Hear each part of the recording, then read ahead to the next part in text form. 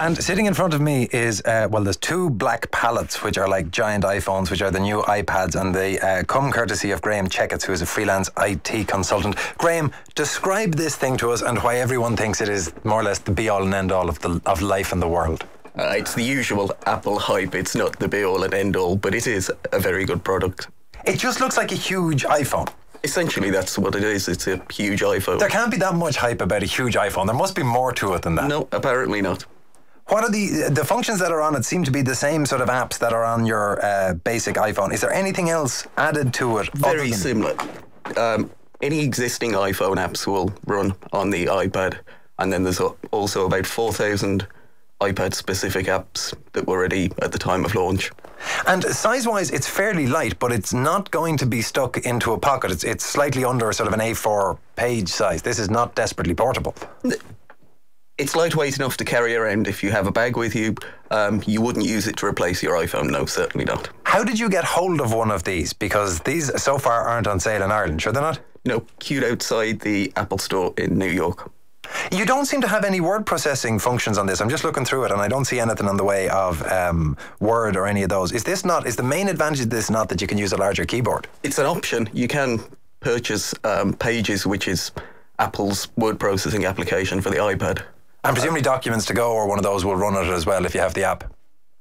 Yes, as far as I know. How long were you queuing for to get hold of these? About 2 hours. 2 hours just to get... And how many did you buy? Just the two? Just the two. Is there a limit? It was a limit of 2, yes. Well, Archie Bland is with us as well. He's the assistant foreign editor of The Independent. Archie, Cal Thomas was telling us there seems to have been a huge fuss about this in the States. There has. There's been 300,000 sold on the opening day. But although there was a significant fuss, it's worth noting that by all accounts, the queues in the major Apple stores around the country weren't quite to the extent they were when the iPhone came out.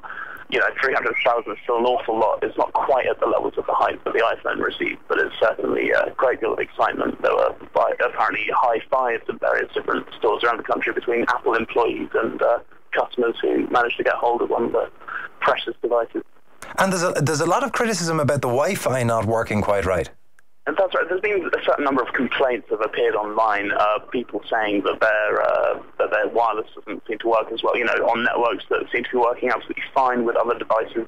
And that, by all accounts, is likely to be a hardware problem rather than software, which means that, as with any of these things, the very first ones out of the traps possibly feature technical glitches that will be ironed out later on.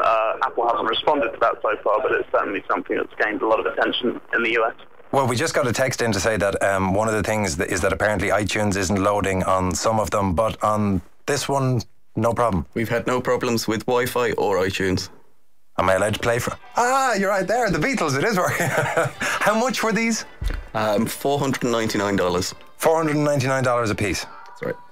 Well, how long before they come to the Irish market? It's forecast they'll be around the end of the month, but no official release date yet.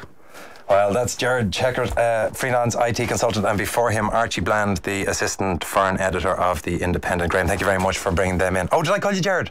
You did. I got hugely confused. I was playing with your iPad. Graham Checketts, freelance IT consultant. Thank you very much. We need to take a quick break.